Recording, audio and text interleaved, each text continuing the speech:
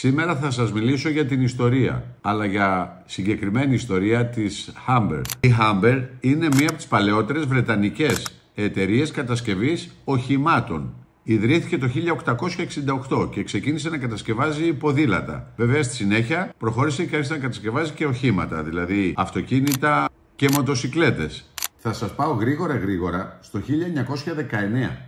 Γιατί εδώ μπροστά μου έχω ένα Humber που είναι το πρώτο αυτοκίνητο που κυκλοφόρησε στην Αθήνα το 1919. Μάλιστα, από έρευνα που κάναμε, βρήκαμε και αποσπάσματα από σχετικές εφημερίδες της εποχής. Ήταν λοιπόν ένα σημαντικό έτος, γιατί μόλις είχε τελειώσει ο Πρώτος Παγκόσμιος Πόλεμος που ξεκίνησε το 1914 και ολοκληρώθηκε το 1918. Οπότε η Humber ήταν μια εταιρεία που προχώρησε στην κατασκευή πολιτικών οχημάτων, αφού ήδη είχε κατασκευάσει και πολεμικά οχήματα. Και σήμερα έχω στα χέρια μου ένα μοντέλο Humber του 1919 που είναι ολόχρυσο.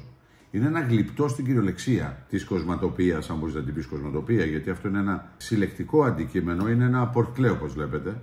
Μπορεί κανείς να κρεμάσει τα κλειδιά του.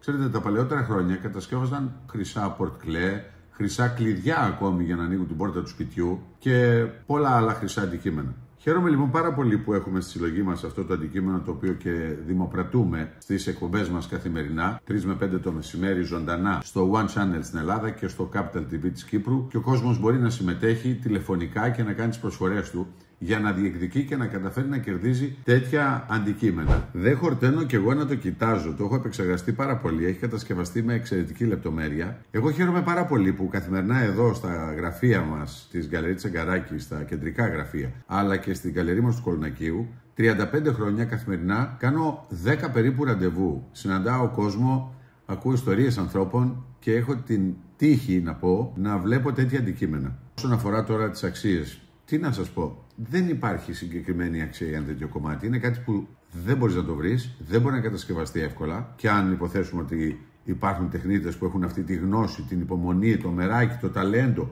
θα πρέπει να αφιερώσουν αρκετό χρόνο και το κόστος ίσως είναι αρκετά μεγάλο. Εξάλλου πάντως, τέτοια κομμάτια τα συναντήσεις στις δημοπρασίες, η τελική τιμή εξαρτάται από τους ενδιαφερόμενους και από τις προσφορές των ενδιαφερομένων, σε ποια τιμή τελικά θα κατακυρωθεί.